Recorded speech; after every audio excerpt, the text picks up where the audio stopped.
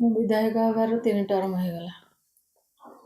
ମୋ ଲୋକମାନଙ୍କ ପାଇଁ ମୋର ବେସିକ୍ ନିଡ୍ ଥିଲା ରାସ୍ତାଘାଟ, ପାନୀୟ ଜଳ, ପିଲାମାନଙ୍କର ଶିକ୍ଷା, ମ୍ୟାକ୍ସିମମ୍ କାମ ସେମାନଙ୍କର ଆମେ ଆରମ୍ଭ କରିସାରିଛୁ। ବର୍ତ୍ତମାନ ଏଇ ସରକାରୀ ଯେଉଁ 17 ମାସ ପ୍ଲସ୍ ହେଲା ଆମେ ଶାସନରେ ରହିଛୁ, ଲୋକମାନଙ୍କ ପାଇଁ ଯେଉଁ ପ୍ରତିଶ୍ରୁତି ଦେଇଥିଲୁ ଚାଲିଛି ଆମର। ଆପଣ ସମସ୍ତେ ଜାଣିଛନ୍ତି ଆମ ସରକାର କହିଥିଲେ ସୁଭଦ୍ରା ଯୋଜନା। ସୁଭଦ୍ରା ଯୋଜନା ଆମେ ଯେତେବେଳେ ଇଲେକ୍ସନରେ ପ୍ରଚାର କରିଥିଲୁ ଯେ ମାଆମାନଙ୍କ ପାଇଁ 50,000 ଟଙ୍କା ନିଶ୍ଚିନ୍ତ ଭାବରେ ତାଙ୍କର ଗୋଟେ ପାଣ୍ଠି ଦେବୁ ତାଙ୍କ ପାଇଁ, ତାଙ୍କ ସମ୍ବଳ ପାଇଁ। ସେଇଟା ଆମର କାର୍ଯ୍ୟକାରୀ ବର୍ତ୍ତମାନ ଚାଲିଛି।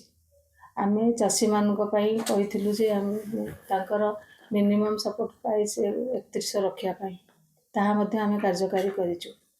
ପର୍ସନାଲ ଭାବରେ ଲୋକମାନଙ୍କ ପାଇଁ ଯେଉଁଟା ଅନ୍ତୋଦୟ ଯୋଜନା ଏବେ ଚାଲିଛି, ଯେଉଁ ଗରିବ ବିଧବା ସ୍ତ୍ରୀ ଲୋକମାନେ, ଯେଉଁ ବିକଳାଙ୍ଗମାନେ ରହିଯାଇଛନ୍ତି ତାଙ୍କ ପାଇଁ ଯେତେବେଳେ ପ୍ରଧାନମନ୍ତ୍ରୀ ଆବାସ ଯୋଜନାରେ ପାଇନଥିଲେ ସେମାନଙ୍କ ପାଇଁ ନିଶ୍ଚିତ ଭାବରେ ଆମେ ତଳ ସ୍ତରକୁ ଯାଇ କେଉଁଠି ରହିଯାଇଛନ୍ତି ସେମାନଙ୍କୁ ଖୋଜି ବାହାର କରି ଅନ୍ତୋଦୟ ଯୋଜନାରେ ଗୃହ ତାଙ୍କୁ ଦିଆଯାଉଛି।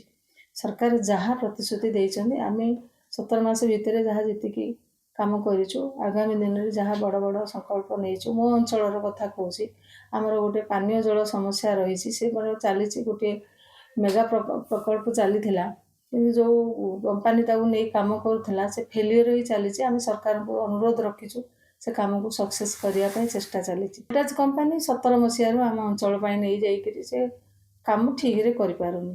ଅନେକ ସମୟରେ କଲେକ୍ଟରଙ୍କୁ କହିଛୁ, ମନ୍ତ୍ରୀଙ୍କୁ କହିଛୁ, ବର୍ତ୍ତମାନ ମନ୍ତ୍ରୀଙ୍କୁ କହିଛୁ, ସେ ତାକୁ ତ୍ୱରାନ୍ୱିତ କରୁଛନ୍ତି ଯେ ଲୋକମାନେ କେମିତି ପାଣି ପାଇବା ପାଇଁ ସୁବିଧା ହେବ। ତୃତୀୟ କଥା ହେଲା ଆମର ସେଇ ଅଞ୍ଚଳରେ ଚାଷୀମାନଙ୍କ ପାଇଁ ଗୋଟିଏ ମେଗା ପ୍ରୋଜେକ୍ଟ ରହିଛି, ବଡ଼ଜୋରା ପ୍ରୋଜେକ୍ଟ, MI ପ୍ରୋଜେକ୍ଟ ଗୋଟେ ମାଇନର ଇରିଗେସନଟା, ମିଡ଼ିୟମ ଇରିଗେସନଟା ତାର ପ୍ରୋସେସରେ ଚାଲିଛି। ବର୍ତ୍ତମାନ ଏଇ ବର୍ଷ ବୋଧେ ଯାହା ଲୋକମାନଙ୍କର ଯେଉଁମାନେ ଜମି ନେଇଛନ୍ତି ପଲ୍ଲୀସଭା ଗ୍ରାମସଭା ମାଧ୍ୟମରେ ତାକୁ ସାରି ଏଇ ବର୍ଷ ଟେଣ୍ଡର ପ୍ରକ୍ରିୟାକୁ ଯିବା ପାଇଁ ଆମେ ଚେଷ୍ଟା କରିଛୁ। ଆଉ ଯାହା ଛୋଟ ମୋଟ ଲୋକମାନଙ୍କର ସବୁ ଆମ ଅଞ୍ଚଳରେ ଡିମାଣ୍ଡ ରହିଛି, ବଡ଼ ଜିନିଷ ଆମ ଅଞ୍ଚଳରେ ହେଉଛି ଇଣ୍ଡଷ୍ଟ୍ରିଜ୍ ଏରିଆ ରହିଛି।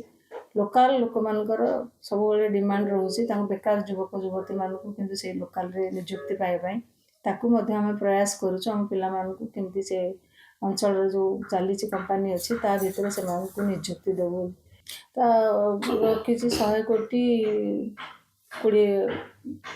କୋଟିରୁ ଉର୍ଦ୍ଧ୍ୱ ରହିଛି। ସେ ସେତେବେଳେ ମାନେ 95 ମସିହା କହୁଛି, ସେତେବେଳେ ଗୋଟେ ଇଣ୍ଟିଗ୍ରେଟେଡ୍ ପ୍ରୋଜେକ୍ଟ ହେଇଥିଲା ସାପୁଆ ଆଉ ବଡ଼ଜୋରା, କିନ୍ତୁ ସାପୁଆଟାକୁ କରିକିରି ଅଧା ଛାଡ଼ି ଦେଇକିରି ବଡ଼ଜୋରାଟାକୁ ଛାଡ଼ି ଦେଇଥିଲେ। ଆମେ ବହୁତ ଦିନ ହେଲା ତାକୁ ପ୍ରୟାସ କରିକିରି ଆମର ମାନନୀୟ ମୁଖ୍ୟମନ୍ତ୍ରୀ ଏଥର ତାଙ୍କ ଦୃଷ୍ଟିଗୋଚରକୁ ନେଇଥିଲୁ। ସେ ନିର୍ଦ୍ଦେଶ ଦେଇଛନ୍ତି ଯାହା ଯେଉଁଠି ତାର ଯେଉଁ ଅସୁବିଧା ରହିଛି ତାକୁ ଟେକ୍ନିକାଲ ପ୍ରୋବ୍ଲେମ୍ ରହିଛି ତାକୁ ସଲ୍ଭ କରିକି ସେ କାମକୁ ଟେଣ୍ଡର ପ୍ରକ୍ରିୟାକୁ ନେବା ପାଇଁ ଚେଷ୍ଟା ଚାଲିଛୁ।